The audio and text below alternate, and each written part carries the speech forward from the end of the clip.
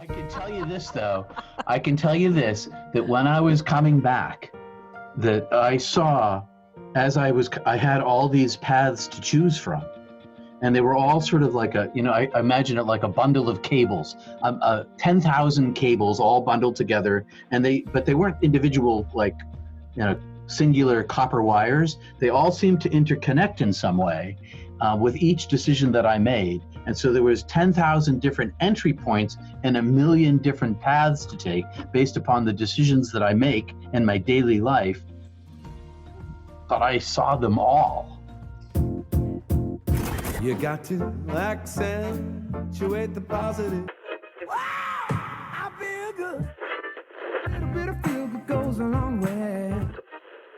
You're listening to Karen Swain, teacher of deliberate creation, accentuating the positive, showing you a way to a better life. Accentuating the positive, it's not just fad, it's sanity. Who in their right mind would accentuate anything else? If you feel like that's what you want to do.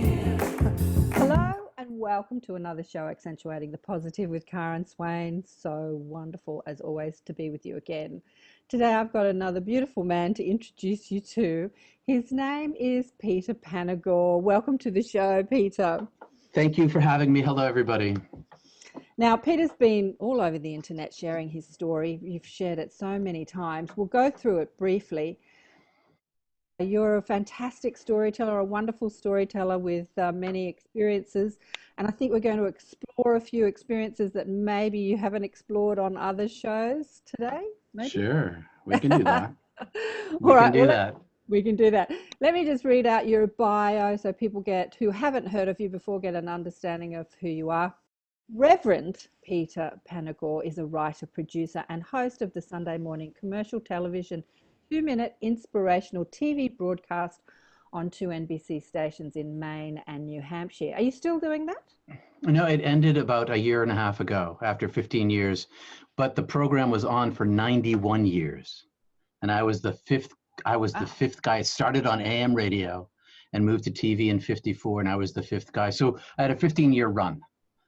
Wow. I know. Well, yeah. Okay. A celebrated storyteller.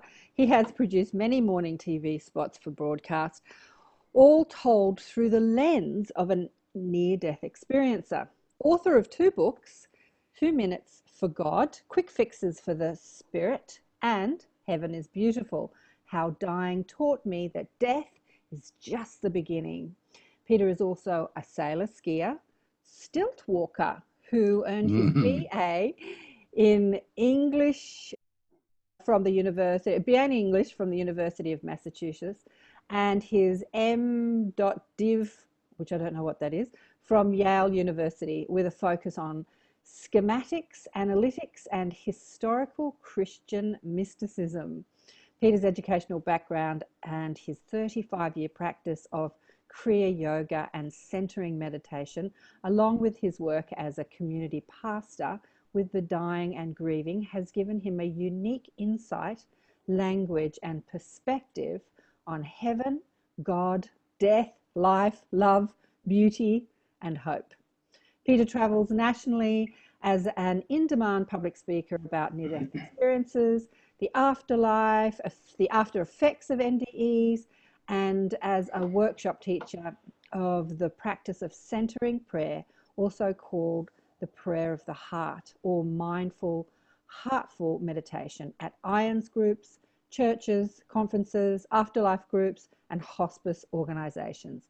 He can be found at dailydevotions.org. Not anymore. I'm sorry. Not anymore. That closed. Closed. PeterPanagore.love. Oh, really? You've got a .love. I know. You can get one too. Wow, I didn't know that. Yeah. .love. PeterPanagore.love. Oh, okay. So Daily Devotions has changed. Yeah, well, it's because the show closed. Oh, the show. So that was the name of the show. Okay. Yes. So you've got a synopsis here on your book. Shall I read it out? Sure. In the winter of 1980, college senior Peter Baldwin Panagore went ice climbing on the world-famous lower Weeping Wall on Cirrus Mountain. Is that how you say that? Cirrus Mountain? Mm-hmm. along the Icefields Parkways in Banff National Park, Canada. His climbing partner, an experienced climber, his climbing partner was an experienced ice climber, but Peter was a novice. On their descent, they became trapped on the side of a mountain as the sun set. Peter was overcome by exhaustion and hypothermia. He died on the side of the mountain in March 1980. In his minutes on the eternal other side, he experienced hell, forgiveness, unconditional love, heaven. Reports Peter was beautiful. His near-death experience changed his life and resulted in an intense spiritual journey that continues to this day. So, 1980. So it's nice seeing you. You totally summarized. Yeah, that's it. That's it. Do you like that, Andy? Well, there's lots to talk about. Look, you know, you've devoted your life. You've had an experience. How old were you in 1980? You were young. I was just turned 21. Yeah. I was a young person. What did you want to do before you died? Like at 21? I mean, besides the normal 21-year-old things. Well, yeah, like what did you think your life was going to be about? I was going to be an architect. My family had an architectural business, and I was going to finish my undergraduate and go to grad school like my sister, and get an architectural degree and join the family biz. I've been working in construction, swinging a hammer and cutting boards and measuring this and cutting that for quite a number of years, so I could get hands-on experience. I was probably do that for another 3 or 4 years while I went through grad school, and then build buildings. So what did the 21-year-old Peter think about when he thought about life, love, and the universe? Did you think about it, or did you just think about I thought adventure? about it. I thought about that. Okay. Well, I thought about that too. I was a high adventure person. I was a novice ice climber, but I was on the National Ski Patrol. I'd been a Boy Scout. I'd been backpacking and winter camping, and so I was an outdoors guy, rock climbing, adventure. But I thought a lot about love. I didn't want to get settled down with anybody, but I liked women, and they liked me, and I liked to party and have fun. But I was also a meditator. I bet you were real cute too. Thanks. You're still real cute. Thanks. Well, I was fortunate. You're it's a meditator. Genetics. Yeah, I went to a Catholic high school, and all guys Catholic high school. It was kind of an academic sports school. And my senior year, my religion teacher went to this monastery nearby where Sasaki Roshi, who some of your viewers might know the name, also known as Suzuki Roshi, had been teaching Zen meditation to the Trappist monks a decade before. Right. So a decade goes by, they developed this centering prayer practice. It's kind of this mashup of Zen and contemplative life. And my religion teacher went on a retreat, learned how to meditate, came back to my senior class and taught us to meditate, and I took to it immediately. It was a natural for me. And so that was in 77. And by the time 1980 rolled around, I'd been meditating. And after my near-death experience, meditation is really what saved me here, gave me, because it messed me up pretty badly, emotionally, psychologically, in lots of different ways. Okay, well, we'll go into that. Let's just go through it briefly, because you've shared your story, and I have to say, so beautifully, so many times. I've watched a few of your, and you've gone really in depth about all the gory details, which we won't do today, but we can direct people to, if you really want the gory details, you can have a look at some other. But let's go over briefly what happened that day on the mountain. Well, we were ice climbing, and it was about a 500-foot climb, and I made an equipment mistake, a novice mistake, which slowed our climb down so that we were the last team on the face that day, and when the sun went down.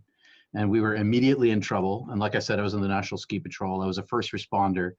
And so I observed us going into the early stages of hypothermia, which advanced through the night. And early in the evening, we decided, temperature dropped. We were going to die there if we stayed there, because the temperature dropped 30 degrees. And for those of your audience who don't know, this is not far from the Arctic Circle. I mean, you're within driving distance. It'd be a long drive, a couple of, day and a half, but you're still not far. And so the temperature dropped, it got very cold, hypothermia set in. We decided to fight our way off the mountain. After a long night of struggle, we got frostbitten. I still got frostbite. I got my nose, got my cheeks, but I'm glad I do. So toward dawn, we were on our last rappel, and we were clipped into the mountain. We were off the ice and on granite, and there were iron pins pounded into the mountain with straps, and I was in my harness strapped in, and my partner was over to my left and strapped in, and the rope got stuck. And by this point, hypothermia, my feet were like blocks of ice, my lips weren't working, my brain wasn't functioning well, my body temperature, all the blood rushed to the outer core of my body in order to save my skin, literally. And I opened up my coat, which is what happens. You think you're hot, but you're not. And I began to fall asleep, and I woke up one time from falling asleep, and as I stood up, I got what's called tunnel vision. And I guess there's some sort of blood pressure thing that happens in the eyes, and this tunnel just got smaller and smaller and smaller and blacked out to nothing. And instead of falling asleep, which I had been doing, I retained consciousness. So I went into the darkness conscious, and I wondered what had happened to me. And I could see way far into the distance, into darkness, a spot of intelligence, of light, a being, but not a substance, not like a form, came rushing toward me from this incredible distance at incredible speed and communicated to me telepathically, "I'm taking you." And I resisted, but I was taken anyway. So I'll cut out a lot of the stuff. If you really want to know what happened, it's like Karen said, it's all over the web. It's in a book. It's available for you to see. But the bottom line is this, is that I went through what Catherine of Genoa calls the purgative fire of divine love. She was a Catholic saint from Genoa, Italy. The purgative fire of divine love. I went through a life review. The life review I went through is to suffer all the pain I ever gave away. Only it turned out when I gave it away, I actually gave it to myself. Mm-hmm. And so I self-judged. I suffered that pain, and I suffered the justifications and reasons that I'd caused that pain. And it was all 10,000 times magnified what I thought it was when I gave it away in the first place. And I was an orb of consciousness in a greater eternal illuminated darkness. Lots of contradictions in that statement. I speak in metaphor when I talk about this because there's no other way to do this. It was timeless. Okay. So when you were on the other side, or not in your physical body, you were not in an astral form. You weren't in the Peter astral form. I've been in the Peter astral form, and I was not that. So that was left behind. Did you go through some stages? Like, did you sort of emerge into like what you thought was a physical body, like in like a subtler version? Well, now that you say that, and it's the funniest thing. I'm trying to figure stuff. I'm still trying to figure this out. It's 40 years later. Yeah. When what I called my angel of death, mm-hmm. My friend, the angel of death, carried me to this infinite. Some people call it the void, but that's such a negative word. This was an eternal, timeless nothingness in which all light emitted. So, when you're but anyway, but to answer your question, mm-hmm. By the time I got to the void and I was an orb of consciousness, I had no astral self anymore. I was pure consciousness. I saw myself in comparison to the divine love that said, with soundlessness, I love you, I made you, I've always known you, I forgive you for being human. It's not your fault that you caused this pain.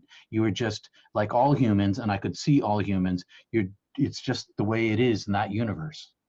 Not your fault. I love you as you are. And then I saw my created self, like the origin of my being as the ground of my being, like a photon of existence, a light from light, and the long tail of my soul. And I was infilled with oneness, joy, beauty, adoration, love, bliss, paradise, knowledge, understanding, beauty, love, beyond explanation, beyond expression. And I was, I guess, inflated by this. And I felt like one more drop of the bliss of oneness I would have obliterated. And I was still a separate entity from the divine, but I was inside the divine and the divine was inside me. And I was of the divine, but yet I was also a creature made by the creator. So it's all these kind of paradoxical things mixed together. And there were no things here. I could describe this place as nothing because there were no things. I was not even a thing. All thingness is in this world. And then where I was, there was no thingness at all. And I could see, okay, go ahead. Well, I'm just, trying to wrap my puny human mind around it. So when you're in this place of no thingness, you weren't in darkness. Were you in like color and light? Like, were you in? There was no color. There was illumination of, I was darkness, okay? But it was darkness that it extended. I was like a single eyeball. All of my senses were one thing, and I could see in every direction simultaneously. But I had no brain in the way of processing information either. I was processing information faster than I could ever have processed it before or since. And so I could see eternity in every direction. And it was dark, but it was also illuminated. I could see. It wasn't dark, so like it was like when it's really pitch dark, you can't see, right? It was pitch dark like that, except for it was also illuminated at the same time. And I was alone. I didn't meet my great aunt, Josephine, or, Jesus didn't come to me. I was by myself, but I was in the presence of the divine that was everything that I could sense and more. So this happened as soon as you blacked out, right? Like you didn't go through. Pretty close. Yeah, you didn't go meet grandma first and then go on. It's just I got scooped out and taken and popped. Yeah. So why me? I don't know. Because you chose it. Right. Well, why you? Okay, so let's look at that. So you say, why me? I don't know. I think you do know. Like what? Well, I knew over on the other side. On this side, it's a lot more difficult. I brought back a little bit of knowledge with me, but I understood a lot more over there than I understand here. So in 40 years of dissecting it, talking about it, preaching about it, what have you come up with the answer to why me? I'm a messenger. I came back as a messenger. And that's the best I understand. And it's not my message. And I've distilled the message down to simplicity. And that's that God is love. And love is the treasure of earth, life, and heaven.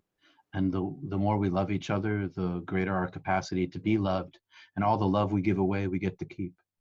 And that can be expressed either in words or in deeds or in actions, or it can be emoted through camera and lens. It can be projected into human beings. It can be shared. It's not like I'm love. It's not like I am loved by God. It's like I am made of love. Yeah. I spoke to Nancy Ryans a few years back, who was an atheist who died. An atheist who died. I love it. She was a scientist and an atheist. And she was trying to describe her experience. And I say trying because I think we can only try to put all we can do to words. Poor medium. And she said, not only are we made of love, like everything's made of love. It's like love is the matrix of the universe. And I just love that, like it's like the substance that everything is made of is this understanding we have of love, which again, from a human perspective, is like really puny in comparison to what love is. Because we say, I love ice cream, I love my daughter, I love my cat, I love my dog, I love my partner. Right. And that's a very conditional love that we're used to. Okay. And this is unconditional love. And this is this is the all-encompassing. So when I said, what do you think you went for? And you said, I'm a messenger. I had this thought before we came online, because I'd already had some of this conversation in my head. Really just happens. I'm putting my makeup on and the conversation we're about to have starts unfolding. And then I start asking questions. It's interesting how that happens. I was thinking, so many people have near-death experiences come back as a messenger. They come back to relay their story, to tell their experience, and you've kind of taken it, a bit further. You're out there preaching and teaching, and you know, poetry and everything. Imagine if everyone understood what you understood in that moment of being there, then no one would have to be the messenger, right? Nobody Imagine, needs to be. That's right. right? And Because so everybody would be. well, not it's not like everyone would be the messenger, because who would you be telling if everybody has that understanding? But what could you do with your life with that understanding? Do you know what I mean? Like, instead of being the messenger, like, let me tell you, let me remind you of who you are. Oh, I don't mean messenger like telling it, because I kept it a secret for 20 years. Yeah, why did you do that? Well, because I didn't have any words to express Hmm. what I experienced. And so when I say messenger, I don't mean a person. I speak a lot. Okay, I speak a lot. I write a lot. I speak a lot. But that's really not where the bulk of my work has been. The bulk of my work has been in attendance to those who are suffering, whether it's from Yeah, poverty or domestic violence or homelessness or whatever. dying. Dying. It's in the direct interaction with the people. And for most of my time, for all the time, but the last 2 years I was a pastor, nobody knew that this had happened to me. I told my wife. I went through divinity school. Nobody knew. I practiced. I studied mysticism because I think it might have been, I don't remember who said it. Might have been Saint Francis or Augustine or somebody. Preach the gospel. Use words if you have to. And so I'm much more interested in communicating directly with people the divine experience, Mhm. and whether that's through a caring action or the recipient of a caring action, because when we receive care from other people, we provide them the opportunity to be the kindness giver, which is a loving thing too. Um, But what I was thinking was, imagine a world where everyone had the knowing of who we are as this matrix of love. What you no would more do, war. what you would do with your life if you understood that. I mean, if you didn't need to share that and to remind people of who they are, like, what else could you do with your life? Just a thought I was Hmm. chewing over, putting my makeup on this morning. But let me ask you, why did you come out of the NDE closet? Like, what was the catalyst Well, to make you good question. share it with people? Well, I got recruited because I should explain something before we go on, so that people understand. I'm a United Church of Christ minister ordained, but I came back from death with no belief system. I don't believe in God. I have no faith. I have no doubt, because God's real, and God has no gender, and God has no form, and God is beyond all conceptualization. God is, even the word God's way too small. Hmm. But I became an ordained minister in order to pursue, sort of like Wordsworth and Blake, the poets, or Henry David Thoreau, the American writer, people like that who went to divinity school and lived a mystical life. I chose to live a mystical life in the context of the world, in the construct of the religious form where I could reach the most people. Um, Yeah, yeah, like so Howard, that being like Howard Oh, Storm. Yeah, well, like Howard Stern. So, like yeah. that being said, okay, just so that people know where I'm coming from, um, I I don't remember your question. Oh, the question was, why did you come out of the NDE closet? Like, Oh, so right. Okay. you've come back from this experience of the oneness and the divinity and the all, and then you've like, okay, I'm going to devote my life to this. So you've become a minister, and now you've like 20 years later, Right. you've decided to share what you'd been through. What made you So, make that decision? well, uh, I was operating within the church as an opportunity for myself to study and meditate, because no one's going to ask the minister why he's spending so much time in meditation Okay, and fair enough. and scholarship. Yeah. So I was kind of like being a spy Hmm. and working for God in the church. Um, so I got called to this church on this resort town on the coast of Maine, a well-off place under false circumstances. They lied about their finances. It turns out that they'd been embezzled a large sum of money before I arrived, and then the group that did that dastardly deed protected the new embezzler. And when I began poking around, they got really upset at me. Uh-huh. And over an 8-year period, a small group of us continued to try to find the truth. They tried to defrock me, ruin me financially, and I should also tell your audience, former CIA spy, ExxonMobil vice president, commodities broker, and an attorney who was in prison for embezzlement now were the team trying to destroy me. And who was the CIA person? One of the men who was trying to ruin my career because I was Oh. poking around too much. But career being a minister, how do you ruin? Yeah. You can't ruin a minister's career. Like everyone's like, Oh, yes, you can. oh, can you? All right. You I can don't know. yeah, you I look at totally can. I look at Catholicism and they seem to be able to like have sex with children, Well, do all sorts of terrible things, and they still go on to be. Anyway, sorry. Go on. Sorry. well, I guess my circumstance was different, and that's what you're saying is true, though. So we finally figured out the embezzlement, and it was to say in a couple of words, it was terrible for me and my family. They really tried to destroy me and ruin me, not ruin my reputation, and wreck me from any professional capacities that I would have going forward. I mean, they didn't just try to fire me; they tried to destroy me, but they failed because we found the embezzler, and I reported it to the police, et cetera, et cetera. And so in the end, one Sunday morning, after this was all over, the deacons had a meeting with the congregation, unbeknownst to me. And I was climbing into the pulpit, and the deacon came up to me and said, "Peter, we're really sorry for what we did to you. We didn't know. We thought I was accused. Okay, it was bad enough that I was accused of theft." All right. And so they said, "We're really sorry. You must have had a lot of faith to put up with us." And I thought to myself, I don't have any faith. I've been lying to these people every time I got in the pulpit talking about belief. Their belief, sure, that's real. My belief don't have a spot of it. So I decided that morning, I climbed into the pulpit and I said, "Look, I got to tell you something. Because I think you trust me enough now that I can trust you with the truth." And so I told them that I had died. I told them the first time I told the story publicly to a totally silent house. Everybody was completely still. And yep, they're like, "What?" And so that's why I came out to them, because I finally trusted them, because they trusted me. And I live in a small town, right? So everybody knows pretty much everybody. And within a week, 5 other people in town came up to me and whispered in my ear, "I died too. I got brought back by the EMTs. I got brought back by the surgeon, and I can't tell anybody." And so this was this was like, what year was this? 20 years ago. 2000.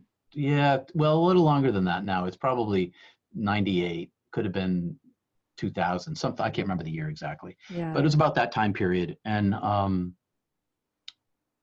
that's, so then I got recruited to this TV gig, and I kind of started poking around on my daily stories around this issue. And then I started working in New York, and I was getting grants out of New York, and the group in New York found out about this about me. And so they said, "You need to write a book." All right. I just want to back up a bit. Sure. I just want to back up a bit. Okay, so you're standing on the pulpit and you're telling people about faith, and you're thinking, I don't have to have faith. I don't have to trust anything because I have this knowing, I have this experience, so I need to come out. How does one with that knowing deal, like with that knowing of that we're all love, deal with people who have forgotten that they're love, who are trying to do what these people were trying to do to you? So if you have this knowing of the reality of every being, and then there are people trying to, as you say, destroy you. I loved them. Okay, how did that look? How did you love them? Well, that didn't mean I put up with their bullshit. Okay, so be clear about that, because I'm not a wallflower. I'm kind of a fighter. But that doesn't mean I thought that they were evil. I never thought that I fought back against them pretty hard, but I love them anyway. And so let me think if I could give a good example. One of the people who was involved in this group was a former United States Navy ship's captain. He'd run a destroyer or a battleship or something or other. And he was kind of in their camp. And he gave me a really, really hard time. And then he got cancer, and his wife, who was nicer to me, called me up in the middle of the night one night and said, you know, the captain's fallen out of bed. Can you come and pick him up? And this guy, he gave me so much trouble. So I got over to there, and he's lying on the floor in his diaper, and he's like 78 years old, and he's lying on the floor half naked in his diaper. And I said, Captain, I'm going to pick your diapered ass up off the floor, and you're going to let me do it. And then I'm going to sit here, and we're just going to talk. And I did that. And, you know, she called me back a bunch of other times, and I always loved this guy, even when he was mean to me. And he had a very good death as a result. And because he got rid of some of the pain he was carrying and some of the blindness and the guilt. There was a woman in the church who was the wife of this Exxon Mobil vice president guy, and she ran the women's fellowship. And when we hired a gay organist, and his partner and the gay organist came to the church, and it was the time before gay marriage was legal where I live, and I've done gay marriages, by the way.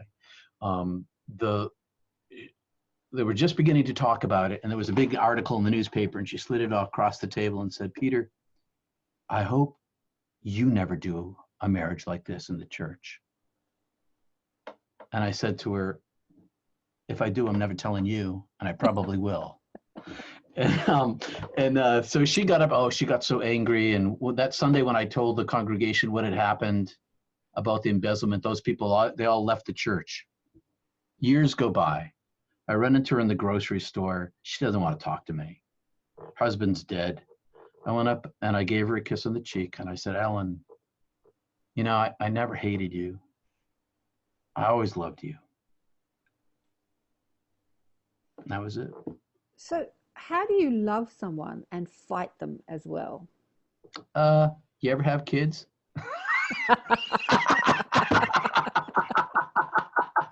Oh, my biggest teacher. You know, when someone's telling you they hate you and you're horrible and telling you all sorts. Actually, I had that experience with my brother the other day, you know, like just before Christmas. He's like saying all these horrible things, and I'm just looking at him. And I didn't see what he's saying is true. I just saw his pain, and I just went up to his hot, sweaty face because he was exploding like a volcano, and just kissed him and said, I love you. That's all you can do.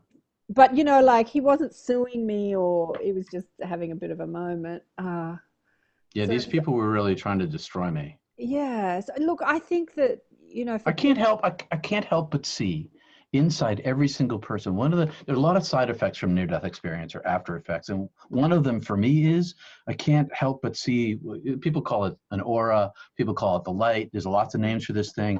I see it in every single person, every single day, every single time, and I can't shut it off. It's not like I've aspired to do this, all right? This is just something that happens. And it's gotten me in plenty of trouble because I get into trouble when I see more light in a person than they're willing to express in the world. You know, they want to be evil in the world. I still, you know, give them the benefit of the doubt until they, you know, hurt me. And then I studied martial arts. I'm happy to punch somebody if they're punching me. I don't want to hit anybody, but if they're attacking me, I'm going to defend myself. Okay.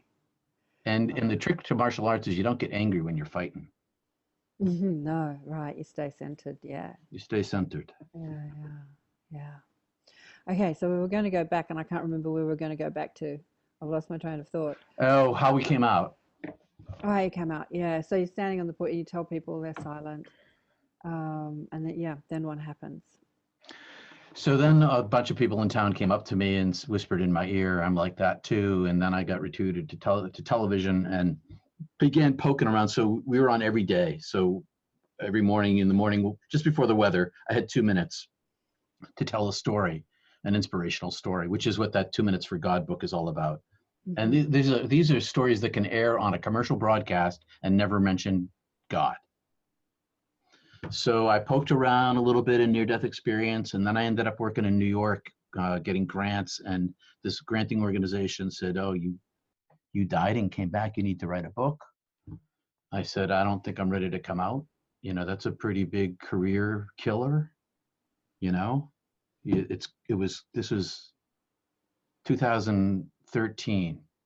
And I know because it was 2 years before I wrote the book, they produced my book trailer 2 years before I even wrote the book. And that's still on, it's on YouTube, it's still there. And I came out and the book came out, and I've been talking about this ever since publicly. So for at least half my career, I kept it a secret. And now when I speak about it, what I'm trying to do is bring the subject up to people so that they consider their own mortality. I'm not interested in convincing anybody, because they're going to find out when they die anyway. It's not my job to convert anybody. I just want to help people have hope and not be afraid. So when you were in that other environment, did you have any like communication with other beings or other points of consciousness, or just the divine, the holy divine, which is the totality of all beings that there are. Yeah, so you experienced it as the ocean, and you didn't sort of see any little drops of the ocean. No, Experience. it was individuated enough to communicate to me non-verbally with a voice inside myself, like telepathic speaking inside the orb of my being. So there was a communication that occurred, and it was individuated enough for that, but it was the whole divine. I saw the origin of myself being birthed as my unspeakable name was called into being eons ago. I could see the long tail of my eternal everlasting soul. I saw the createdness of my own substance as an orb, not just as a body Peter and my astral self, but as an orb of consciousness. I was creature created, and I was part and parcel. I was, in the Bible it talks about in the image of, a reflection of, a copy of, a reduction of the totality of the divine. That was me. Like But hologram. it wasn't just, but it wasn't just me, it's everybody. It's everybody. And an extension of source energy. An extension of source energy. There's lots of languages that we use to express this. And I specifically chose Christianity as a mechanism of reaching to the audience that was most predominant in my area. So you've been speaking to people in churches predominantly, and predominantly. But you IANs and conferences, but predominantly people in churches that are seeking. Look, do you have an impact on people in churches? I don't know. Every time I go to a church, I look at people listening, and I just feel like they're not listening, because they're going there because they're good people, and if you go to church, you'll be a good person, and it's like brownie points in heaven. I don't know. It seems to be, for many people, something they have to do, or a chore, like tick it off. It's I'm a troublemaker and a pot stirrer. And so in the last couple of years, because after the TV show closed, I started doing church gigs again, whenever I get hired on Sunday morning. And I decided to be a missionary. And what I decided to do was begin to take surveys as I stand in the pulpit. And so I asked the audience, the congregation, who here has ever seen or been visited by someone they loved after that person's been dead? And generally speaking, 50 to 70% of the congregation raised their hand. Yeah, that's cool. And they have some kind of telepathic communication. I love you, I forgive you, whatever it happens to be. And I say, so who here's told somebody? Everybody says, yeah, I do. Who here's ever told anybody in church? Nobody. I know, Nobody. Right? Yeah. So what I've been trying to do is explore the more common mystical experiences, because I think near-death experience is a mystical experience. It's not outside the parameters of William James' Varieties of Religious Experience. You ever read that book? No. It's in America. He was a Scotsman who was at Glasgow and then ended up at Harvard. And there are 4 points. It's passive. You don't make it happen. It's transient. It has beginning and an end. It has noetic effect. It leaves you with knowledge that's unspeakable, and it's unspeakable. It's ineffable. And whenever anybody talks about their visitation of their dead loved one, it's hard to really express exactly what went on, because it might be kind of kooky if you say it out loud to people. But there's lots of other experiences like that too, like angels come in to save people or speak to them, or visitations from Jesus, or are there's lots of different kinds of mystical experiences. When two people are at the moment of orgasm and they transcend the individuation of themselves and they blend into a oneness of being, that's a mystical experience too, because the two become one, and you know that when that happens. You know, So that's Peter, what I talk about in church. you talk about orgasms in church, love it. You You know, Peter, bet. I really, part of my mandate is to take it out of the mystical closet and to put it into the normal closet. You know, That's what I'm saying. I'm having It these is. I'm having these conversations and have done for probably about 25 years really, but on media for about 10 years, because we need to normalize this stuff and take it out of the woo-woo closet or the mystical closet or even the holy divine closet, because there's plenty of people that don't go for holy divine, and it's just a part of who I am. It's like, it's just that remembering of my source, of my origin, where I come from as I insert myself into this earth experience and play this character called Peter or Karen, and just to carry that remembrance of my origin as I'm sojourning through this physical life experience. And so that's why I asked you that question, like, how do you fight someone and love them at the same time? Because here we are, we're going to experience contrast and polarity, and we're going to fight people. It's going to happen. But how do we remember that we're not the fight, that we are the love behind the fight? By seeing the light itself inside another person. Yeah. That's how I do it. One of the experiences I had was with a neighbor, I won't go into it, who was pretty angry and threatening and abusive, and got a bit physical with me. And I was hanging the washing out in the line one day, and I was really angry. And I'm like, I want a revenge, how can I hurt this person, having these terrible thoughts, because I was hurt by him. Human thoughts, having human thoughts. He'd ripped me off, financially and blah, blah, blah. And my guide said to me, you don't need to do anything. You can love this person, because his frequency, his anger is going to give him more pain than you could ever possibly wish on him. Like, his, like attracts like his anger and resentment and him taking that out on you, that is going to come back to him. And so I listened to this and I thought, yeah, I don't need to do anything. He's going to hurt himself more than I could ever want to hurt him. And, he was a lovely man. He went on to become a life coach, but he lost his daughter. His wife took her back to New Zealand. He lost his job. He ended up working as a garbage man, to try and make some money. And a truck or something hit the garbage truck, and he was run over by a car, and then he's in a wheelchair. All these terrible things happened to him. And a couple of years after the fact, I remember looking at all this disaster that had unfolded in his life and thought, wow, were they right? I would never have wished the pain on this man that he's been through. I just wanted to get my money back, and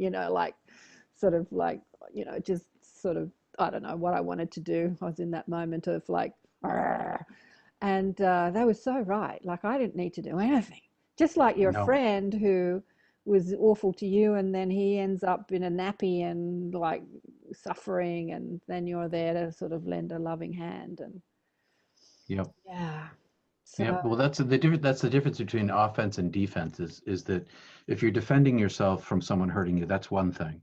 But if you're attacking someone who already hurt you, that's an entirely different thing. That's an entirely different thing. Yeah. Yep. Yeah. Right. So, okay. So when you came back from the cliff experience, what did you notice that had changed in your afterlife effects, like your psychic ability, or after near-death effects? So many labels, like your psychic ability. What was the first thing you noticed? This conversation you're having with the divine, the all that is, this telepathic communication, was that ongoing when you came back? It was ongoing when I came back. So how did that look to you? How did that look to you? You're back in your physical? Being back in my I chose to come back. I should tell your audience. I chose to come back. And the last thing I said to the divine was, well, then I choose to live my life. And the divine says, you won't live your life. And then I get sent back. And so then the next, we self-rescued.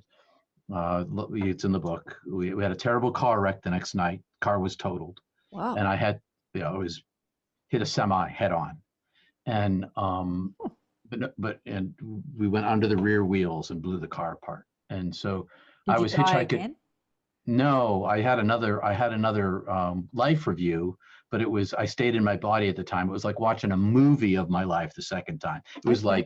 like a film running across my vision, like what? And things are flying around, this cassette deck's flying around the car, and my partners, he's screaming, we're on two wheels, we're like, ah! It was crazy. So the next day after that, we had enough money to put Tim on a bus. So Tim went on a bus. We had all sorts of skis and poles and ice climbing gear. We'd been snow caving for a week. So Tim got on the bus, took all the big gear, and he got back to Bozeman, Montana, which is 8 hours away.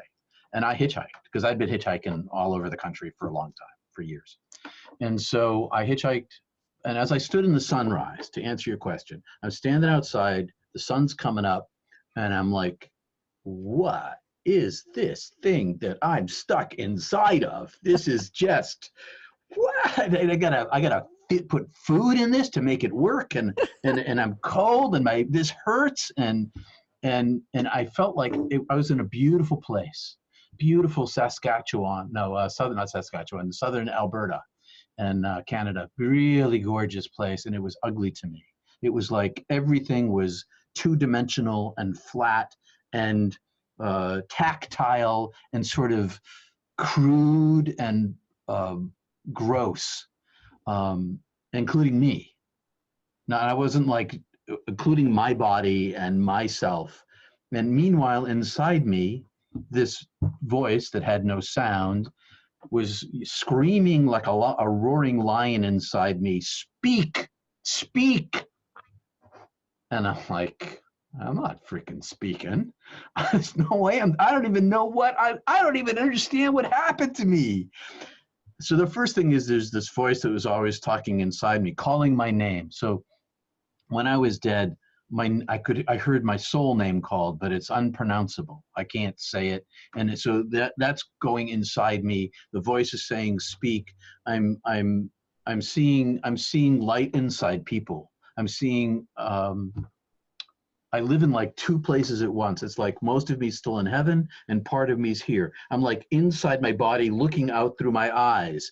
I'm like, and I'm trying to hitchhike back to Bozeman. And I had a stutter. The car wreck gave me a stutter. And I never stuttered the day before, but I had a stutter the next day.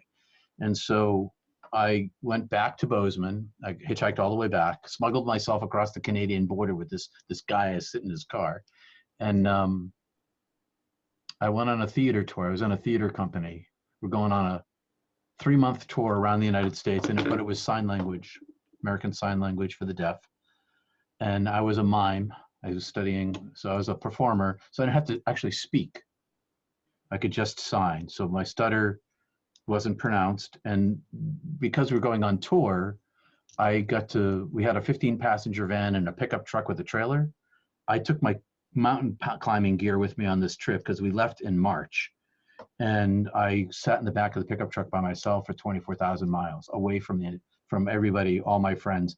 And I meditated. And I sat and I tried to figure out what had happened to me. And I would have these periods of time where time would be eliminated for me. I'd just be sitting and like I would be in, I don't know how to describe it. I was in a place of peace without myself. And time would pass and then I'd be back again. And okay, when you say self, you mean your personality self. My personality, Peter. It's like the thoughts that says, what do I want for lunch? What am I going to do next? Or who I am. Yeah. Identity, without the identity. Without identity. To the ego and the body, to the personality, to the mind. Yeah. And then I had to deal with people. I mean, that's all like, I had to interact. And it was crazy. So there are other after effects too. I have these, I see I see the world before it happens, like moments before, like I remember what's going to happen before it happens. Yeah, I know. I do Um, that all the time too. It's freaky. it's freaky. I had this experience when I was younger.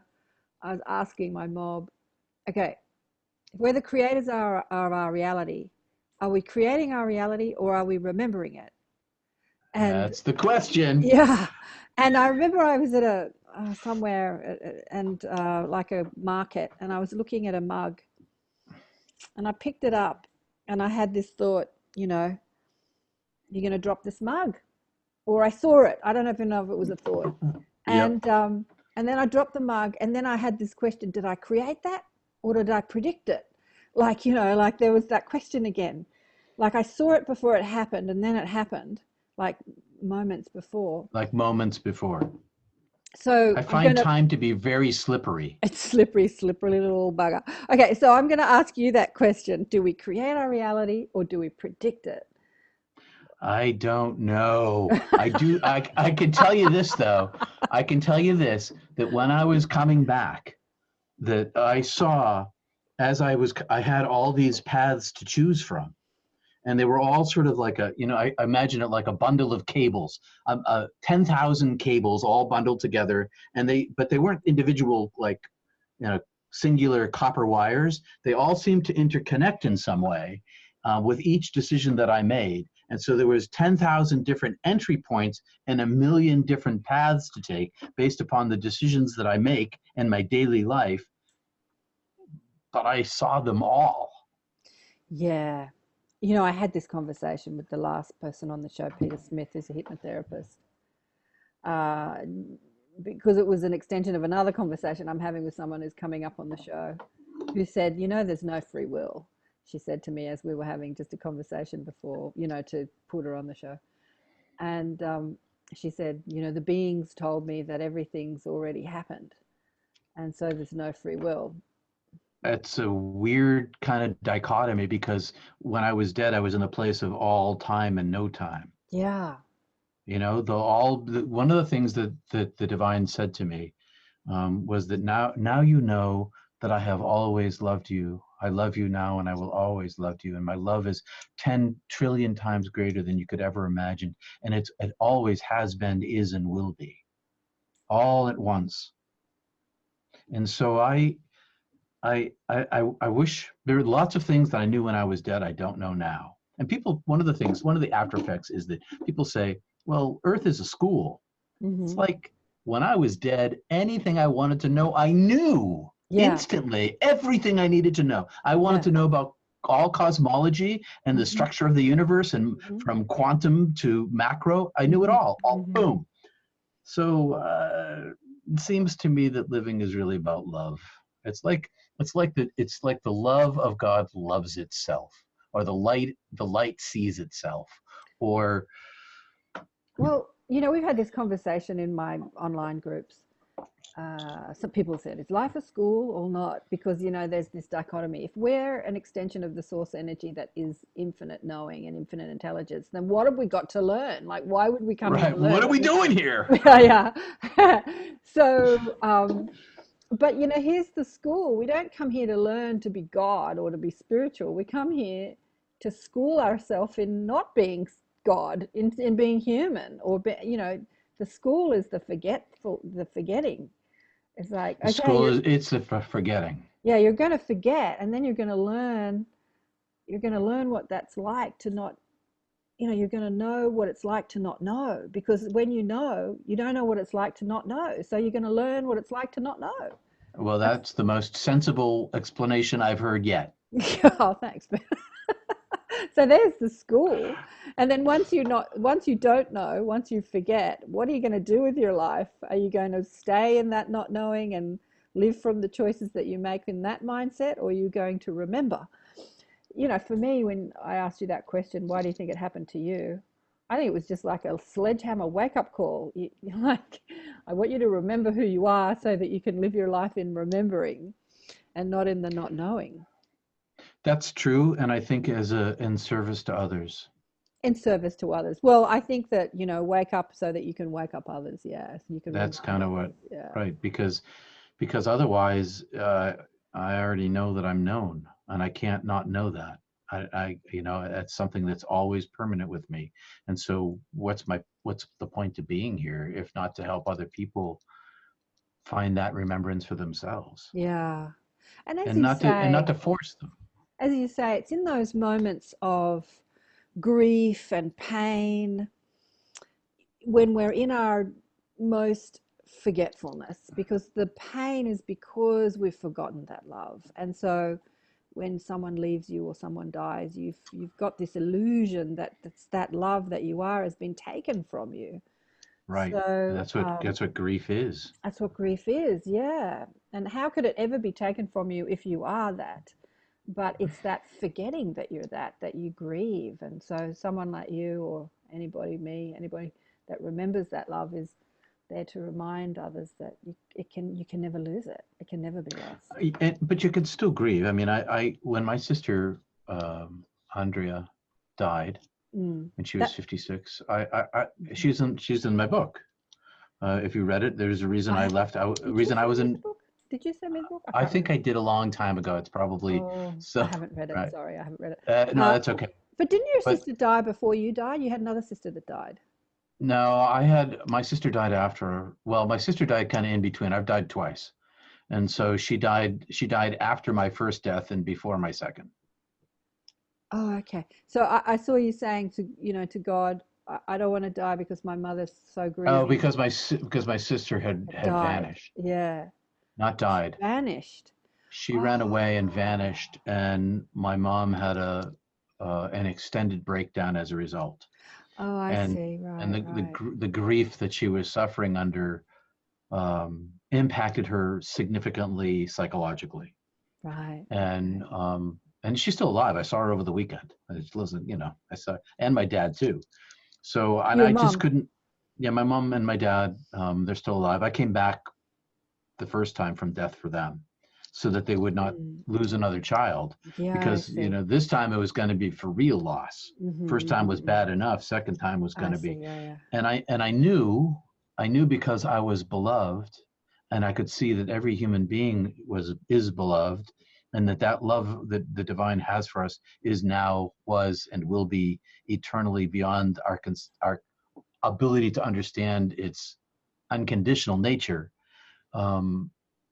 That they were going to be fine if I died in the end, when they died, but in between, not so much. Yeah. Mm-hmm, mm-hmm. So I came back for that reason. And so let me ask you, so your sister died at 56, so that was more recently. Yeah, that was maybe 7 years ago. Okay. I'd have to look at the exact date, but when you did come back from mom and dad, did you tell them what had happened to you on them? Oh, no. No. Did you? No, I didn't. They obviously know now. You're like totally out of the closet now. Like, how many years did it? I told them when I told everybody at the church. Up until then, I had told my wife on the night before our marriage. She says, "Now, Peter, you told me on the next morning." Well, either way, it was unfair to her. She'd already witnessed some crazy stuff happening, animal things, the animals around me, kind of thing.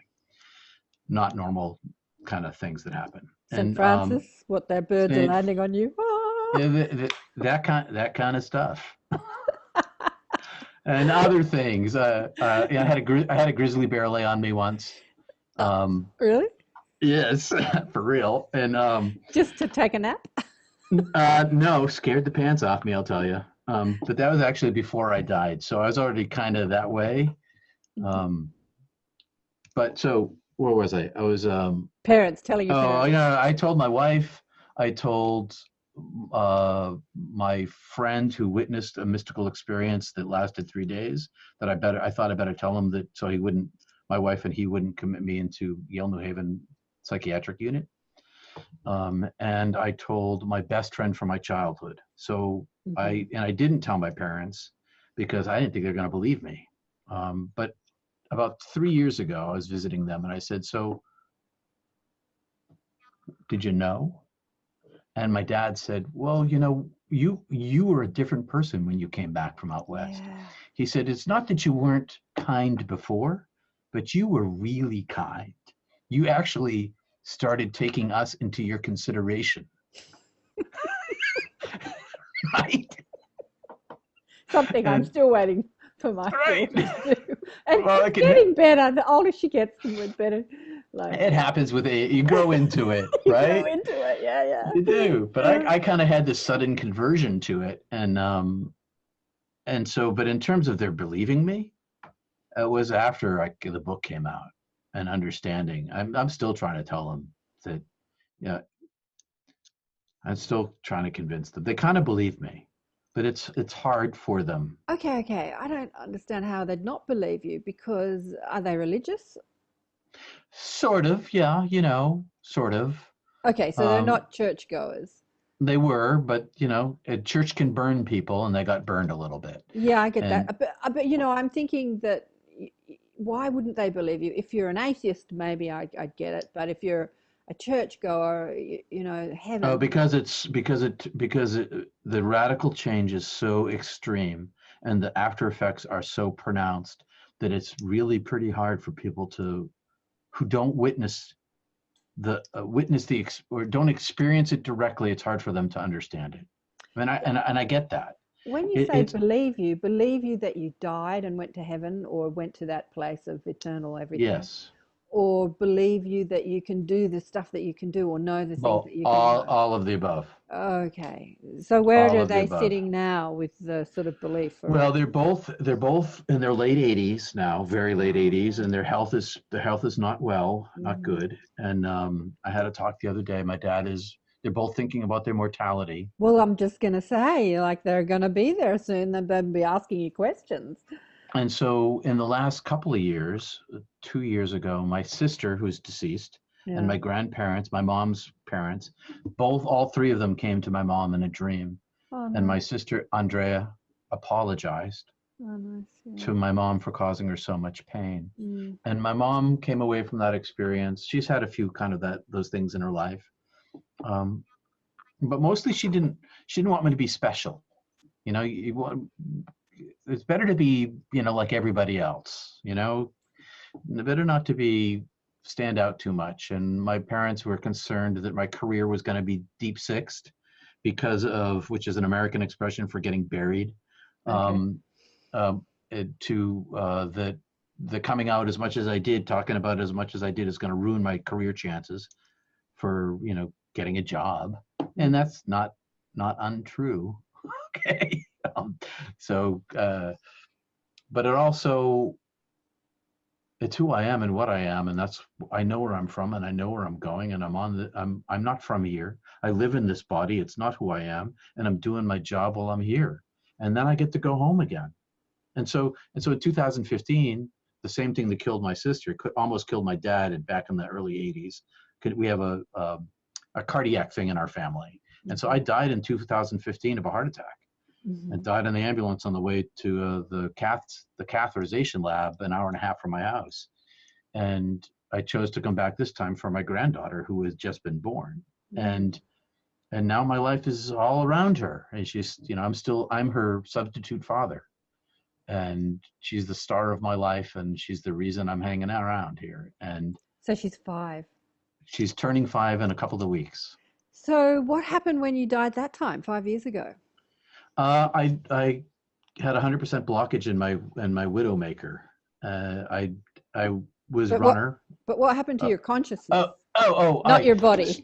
right. So I was in the ambulance, and I was dying, and the paramedics called ahead, and we're losing him, and I left my body, and my angel. I was in the dark tunnel, and my angel of death came calling for me, come home, it's time to come home again, we love you, we want you, come to us. And so I left, and on the way with the angel, I'm thinking, I haven't gone that far yet, we're not going that fast this time, let me think about this for a moment.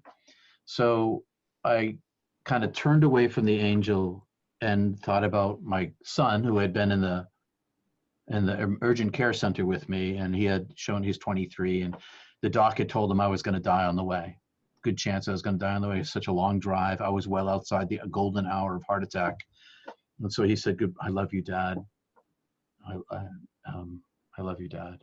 And I started thinking about him, and I started thinking about my daughter, who just had this baby. She just left her abusive husband, and who's going to protect the kid? Who's going to protect my daughter? She's going to grow up without a dad. Is it really a good time for me to go? I know where I'm from. I know where I'm going. I know life is the wink of an eye. Maybe I should just stay for a while if I can. Mm-hmm. So I turned back to the angel who had receded and then came rushing toward me again to carry me away. And I just turned my back and went back into my body. And that was that. So how did you experience the angel? Sort Orb? of this, Like an orb? sort of like an amorphous intelligence, not like a structured orb, but more like an undulating sort of presence of Like movement of energy. yeah, I'll go with that. Yeah. But intelligence, not like just Movement, energy, but like intelligent energy. and it was like it was two things at once too. It was this entity that was independent, but it was also the divine speaking through it. So, and that was the case the first time too. It wasn't like it was an independent agent with no connection to the divine. It was in two places at once. It was both in heaven and with me, speaking for the divine and for itself. Mm-hmm. And that was what I experienced that first time. And I should say that when I was dead the first time, God wanted me to stay. I was welcomed. And so that welcome the second time was the same welcome. Come home, stay with us. Sounds like one of your exit points.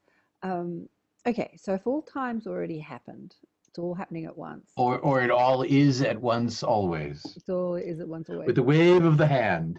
So what you're experiencing both times really was the experience of making choice.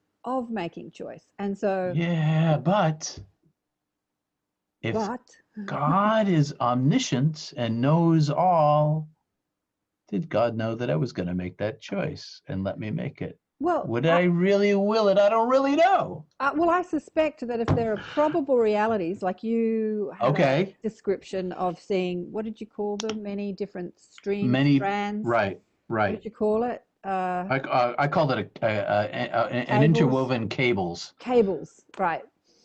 So if each cable is a choice point or a probable reality or a choice point, I guess that you're just at one of those choice points.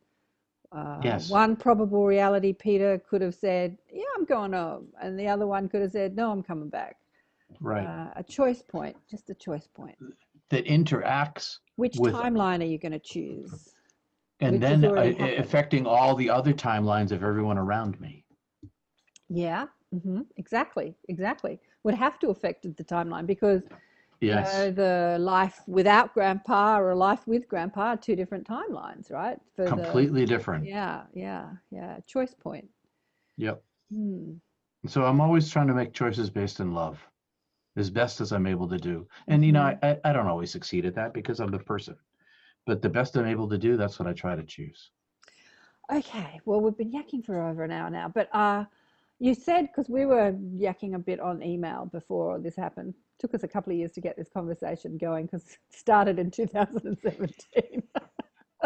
Anyway, it's always perfect timing. I was quizzing you on email and you said, this is what you wrote in your email, a close encounter in the summer of 1977 with 4 friends in a Ford LTD sedan. A UFO stopped directly over us at treetop level, silently hovered there, then drifted off. We gave chase for many miles at 90 miles per hour. It made a right angle turn and never decelerated. Right. I steered us off the road through the cornfields in order to make a turn to try and catch it. It was waiting for us as we approached it, shot off out into the atmosphere at an impossible speed. Tell us more about that experience. Have you experienced anything since then? No, that was, you described it extraordinarily well. Just that you read it pretty much the way it happened. And so it I guess what happened since then. All right, I kept that a secret too. I'm good at ministers. Good ministers keep good secrets. So you're out of the UFO closet now. I am, and I came out because the United States Navy came out. Yeah. So this, right? So when they came out, I'm like, the Navy can talk about it, so can I. Yeah, So, exactly. so I'm, that's when I started talking about that, because these UFOs do things we don't understand, physics that's impossible for us. Moving from standstill to hyperspeed would crush us even if we're able to do it. We can't. The G forces would break us to pieces. I know. And right angle turns and hovering and no visible jet and no visible engines and silence. Yeah. So for me, this is the theological point of view. This really destroys the whole idea of anthropocentrism, that humanity is the most important creation that there is, that we're the center of the universe. In historical Christianity, it was Earth at the center of everything, and humanity was the pinnacle of all creation. And then along comes Copernicus, and we get the solar system, and now we know that my grandparents didn't even know that the Milky Way existed, and now we know that there are trillions of galaxies with trillions of star systems, and we know that there are habitable planets in Proxima B and Proxima A nearby, 4 light years away, potential habitable planets. We are not that important. We're not that special. And I think that's a major shift of our own self-understanding. We're just, what? Well, this happened to you in 77, so this is a couple of years before you died. Yes. Did you ask about that when you were in the all-knowing? No, I didn't. No, I didn't. But I did ask about all of the universe. Tell me about all of the universe. Yeah. And so when I was dead, I understood about galaxies and star systems and interplanetary, and all of that was like one big huge download, including the structure of molecules and electrons. And I have an interest in physics, and all of that was downloaded into me. But the problem, being in a puny little human brain, is that I couldn't bring it all. I could only bring back this much. Okay, so for 40 years, have you been trying to access like what you remembered? Oh yes, every day. Yeah. Every day I'm after trying to pull this thing apart. So that's why I went. What have you been given about the the meaning of the cosmos and the universe and the multiverse and the multidimensions and all that is? What have you remembered? I haven't got much on that other than what I read in science. But what I did, I'm sorry to just put you like. I'm just having that aha moment. So to me, I'm waiting for the intelligence of these other star systems, other dimensions, wherever they're from, to like come out. And then humanity is like, oh, we're really one planet. We're really kind of one people. We're not really, blacks and whites and Asians, and we're all kind of in this together. That's kind of what I'm waiting for. Well, it's going to happen soon, apparently. Well, apparently so. Well, anyway, in our lifetime. That's yes. It's already happening. I mean, this for your audience who doesn't know, they should Google United States Navy UFO, and you will see video and audio. You'll hear audio recording from Navy jet fighters. And the Navy came out a couple of weeks ago and said, we're not going to tell you everything. There's some things that we have to keep aside for national security regarding the UFOs. Oh, yeah. They've been keeping it aside for like 70, 80, 90 years. Right. So there's more to learn. Soft disclosure. That's right. By the time we know, it'll be easier to grasp. Yeah, I guess. Well, as someone who's been inside the church system, so what flavor of religion are you? You're not Catholic, you're obviously, because you're married. So you're like Protestant, Church of England, I don't know. Protestant what flavor am I? I am not religious, and I work in religion. I'm a Protestant. You're Protestant, okay. I'm a Protestant. Yeah. So inside the church structure, this is not a conversation they're having. I mean, they're just getting up to speed with life after death, and which is really funny. But yes. So do you ever, do you ever go there when you're preaching at the pulpit? Oh yeah. Talk about Especially the past. UFOs and the ETs and the cosmos and I have been known to do that kind of stuff. hmm how And does it go down?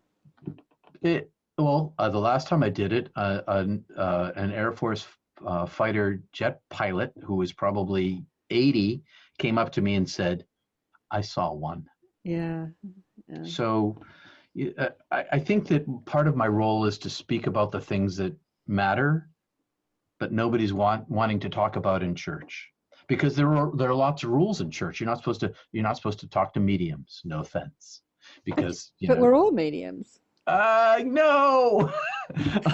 That would just wipe out the population. Don't speak to mediums. Don't speak to anybody. Right. No, I totally get it. That just keeps people in fear. No wonder they're going to church and not speaking about having a dream about dead grandma or dead daughter or whatever. That's right. Then you would be that's a my medium, job. wouldn't you? Yeah. Yeah, my job is in part to because I think Jesus was either a near-death experiencer and he talks like a near-death experience. He talks like one. Definitely a medium.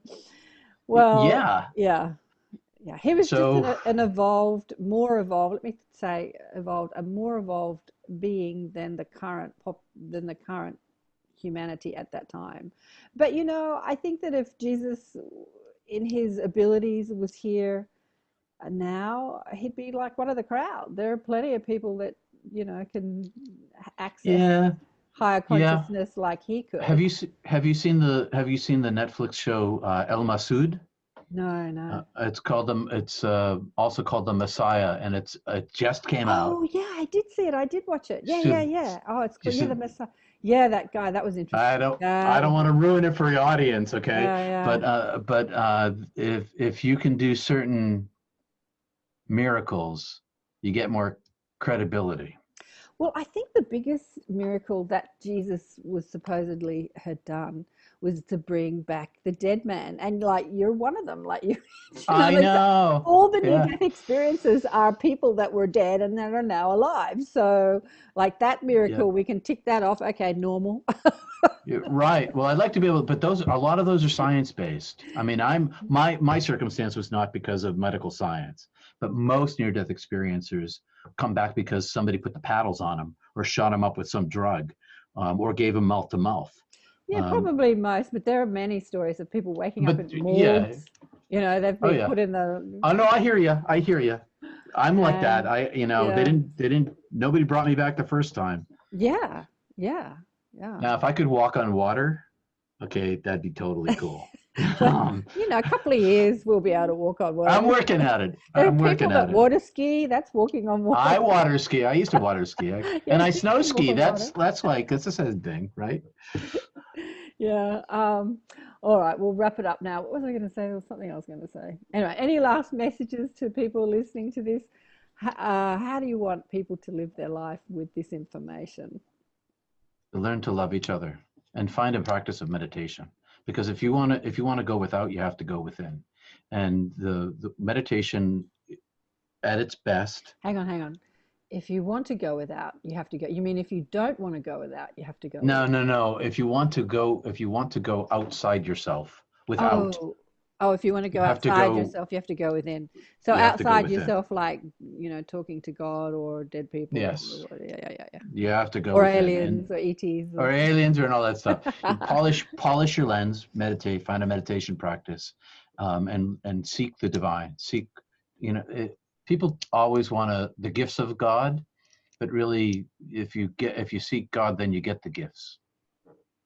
Yeah. So seek heaven and love each other. That's really the essence of it all. Oh, beautiful, Peter. Well, that was a fun conversation. Thank you so much. Definitely. It's been a couple of years in the making, but we got there. So thank you so much for being on the show. Thank you very much. Peace to you, Karen. Was that my Aussie accent? Was that good? Terrible. Hey, so I should say hi to the Panagores family in New South Wales. Hi, Panagores. They're all my family cousins. So. Oh, there you go. All right, peace and love. What a fun conversation with Peter. Peter, we were just talking about names. He was so funny. He was trying to pronounce my name with what he thinks is my cute Australian accent. And I was just telling him that Karen, the way I pronounce my name, is not the cute Australian accent. It's just the way my mother insisted people pronounce my name. And I also have a Peter as a brother, and she used to insist people say Peter and not Peter. Peter was just saying, everyone calls him Peter in the States or in some of the places in the Bronx and stuff like that. So yes, a fun conversation, and he's got so much to share. We could have chatted. We could do a weekly show, the two of us. I'm sure he's got so much to share and so many more experiences that we didn't explore. But it was fun exploring his UFO experience when he would have been a teenager. Probably would have been about 17, 18 when that happened, when he saw the UFO. What do you think that meant in his life? I wonder why he saw that all those years ago and hasn't seen it since, and then has a couple of near-death experiences under his belt. Interesting. I feel like he's completely connected to galactic guides, and he's got galactic guides talking to him, but in the way that he shares his messages, that, you know, in church, that probably wouldn't help him. Sort of speaking about that, or even knowing that, really. Maybe it will a bit later, who knows, if this soft disclosure ramps up and we get more and more understanding as humanity opens to the reality of our cosmic family. So interesting. Anyway, I've got so many interesting people coming up. In the Inner Sanctum, just had an email from Blair Styrer this morning because I don't know, our emails haven't been getting through. He's going to be a guest teacher in the Inner Sanctum, our online sessions. So he channels Tabash, who is a supposedly 5,000-year-old soul. His last incarnation on Earth was 5,000 years ago, and he speaks. He full body channels through Blair, and Blair walks around and as this different point of consciousness, personality, I suppose. And teaches deliberate creation. He's a wonderful teacher. Both Blair and Tabash are wonderful teachers. If you watch the show I did with Blair probably about a year ago now, you'll see us talking about his experience with his wife, who was about 20 years older than him, who went through Alzheimer's, and what he learned through being a carer for his wife. Yeah, it's a beautiful conversation I had with Blair, an absolutely beautiful conversation. And then Tabash comes in at the end of our conversation, and he was a hoot. I had a ball with Tabash, talking with Tabash. So he's going to be our guest teacher in the Inner Sanctum coming up in mid-February, around the 9th or the 10th, 9th US time, 10th Australian time. If you want to meet Blair, join us in the Inner Sanctum. You can join for just one. It's about 57 Australian dollars, or it's like about 35 American dollars, but it's a lot cheaper if you sign up for the subscription. It's a lot cheaper, and if you pay for the whole year, it's even cheaper. So what's happening this year is if you pay for the whole year, which is $3.95, you get a half-hour session with me. I quiz you about why you've joined and what you want to get out of it and where you are on your spiritual journey, and connect you to your guides if you're not connected. And anyway, you can ask me questions and quiz me, and then I'm online every other week, and you can also ask me questions and of course meet our guest teachers. That's what happens in the Inner Sanctum. And I've got many more fascinating people coming up for the show. I've been booking people in like crazy. The beginning of this year I've sort of booked out until about May now.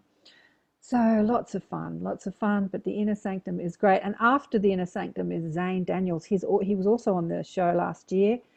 He is the activator of the New World Teachers. He activates crystals, awaken. I loved talking with him. He is working in IT, making video games. What do you call it? Gaming. And his story is brilliant. It's beautiful. I really enjoyed talking with Zane. He's a lovely, lovely man. And interestingly enough, since our conversation on the show, because he's someone that woke up reasonably recently in the last few years, his journey is deepening. So every time I talk to people, after I do the shows with them, there's always a deepening as they move on their spiritual journey, a deepening in understanding. And Of course, understanding all this stuff and living it are two completely separate things. It's like, how do we live what we've come to understand and insert that into our daily experience? That's why I was quizzing Peter about how we fight with someone and love them at the same time, because you would think that fighting with somebody or defending yourself, yeah, it's an interesting idea. It's an interesting idea how you can fight with someone and love them at the same time. Jane Elworthy is coming up, beautiful sound healer in the inner sanctum. Jeff O'Driscoll's going to come in and speak to us too. He was the surgeon who had all these mystical, or I don't want to call them spiritual or psychic experiences when he was a surgeon. He had no vernacular for it, so he didn't understand that he was working as a medium and experiencing, he was talking to dead people, saw souls leave their body as he's walking through the ER, and look, amazing, fascinating man. Belinda Womack, who channels the archangels, she's just exquisite. She's coming up in the inner sanctum this year too. I'm really thrilled she's coming in. She's a little picky when she comes to going on people's shows or even extending her work out, because she's so super sensitive, so super psychic. And anyway, we had a great conversation on the show. It was just beautiful. You can just feel that angelic energy as you hear her speak and channel the angels. Oh, so gorgeous. Robert Schwartz, Soul Planning, Kevin Briggs. There's so many people coming in. So join us this year. It's not expensive. And as I say, if you join for the whole year, which is like about $395 Australian, kind of makes it just over $300, or I don't know, $350 American, I'm not sure. But our dollar is really low at the moment. And then you get a half an hour session with me thrown in. So it's well worth it. And I hope to see you in the inner sanctum. Or if you don't want to be online with a whole lot of people, you can always have a one-on-one session with me if you want to quiz me on my guides and find out who you are, why you're here, and what you're here to do, or how you're here to do it. Anyway, any questions you like, you can ask. Lots of love to you. Remember to buy the book, Awakened by Death, and I'll see you next week. Big love. Bye for now.